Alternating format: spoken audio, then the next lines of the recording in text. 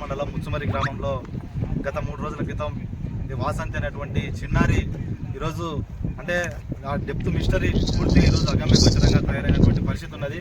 ఎందుకంటే శుభం తెలియనటువంటి అమాయకమైనటువంటి చిన్నారి ఈరోజు అనేకంగా అంటే 3 రోజుల్లో ఏం జరిగిందో ఏం కథో తెలియనటువంటి పరిస్థితి, కనీసం బాడీ కూడా లేనటువంటి పరిస్థితి ఈరోజు మనం చూస్తా ఉన్నాం. దీనికి వెనక ఎవరు కూడా కఠిన చర్యలు తీసుకోవాల్సిందిగా మేమంతా కూడా కోరుతా ఉన్నాం. దీనిపైన ప్రత్యేకంగా న్యాయ విచారణ చేయాల్సిందిగా మేమంతా కూడా సిపిఐ పార్టీగా డిమాండ్ చేస్తా ఉన్నాం. ఇప్పటికే ఈ సంఘటనతో ఈ రాష్ట్రం అంతా కూడా ఏం జరిగిందో అన్నటువంటి అయోమయ పరిస్థితుల్లో ఈరోజు రాష్ట్ర ప్రజలంతా కూడా ఎదురు చూస్తా ఉన్నారు ఈ కేసు మిస్టరీ కోసం. కాబట్టి తక్షణమే ఈ కేసును ఛేదించి ఏం జరిగింది ప్రజలకు తెలియాల్సినటువంటి అవసరం ఉందని కూడా ఈ సందర్భంగా తెలియజేస్తా ఉన్నాను. ఇప్పటికే ఆధునిక టెక్నాలజీ మొత్తం కూడా పెరిగిపోయింది. ఈ టెక్నాలజీని ఉపయోగించి ఇక్కడనే మల్యాలకు సంబంధించినటువంటి ఏదైతే ముచ్చుమరి లిఫ్ట్ ఉందో ఈ కాలువలో ఆ అమ్మాయి మృతదేహాన్ని ఈరోజు వెలికి తీయాల్సినటువంటి అవసరం ఉందని కూడా ఈ సందర్భంగా సిపిఐ పార్టీగా కోరుతా ఉన్నాం.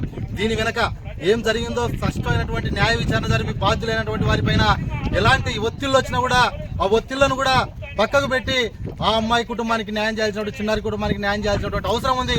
భవిష్యత్తులో రాష్ట్రంలో ఇలాంటి సంఘటనలు ఎక్కడ కూడా జరగకుండా రాష్ట్ర ప్రభుత్వం ఈరోజు చర్యలు తీసుకోవాల్సినటువంటి అవసరం ఉందని కూడా ఈ సందర్భంగా తెలియజేస్తా ఉన్నాను. ఈ సంఘటన ఈ రాష్ట్ర ప్రజలకే కాదు, ఈ దేశంలో ఉన్నటువంటి ప్రజలకంతా కూడా ఈరోజు ఒక బాధాకరమైనటువంటి సంఘటనగా మేము అభివర్ణిస్తా ఉన్నాం.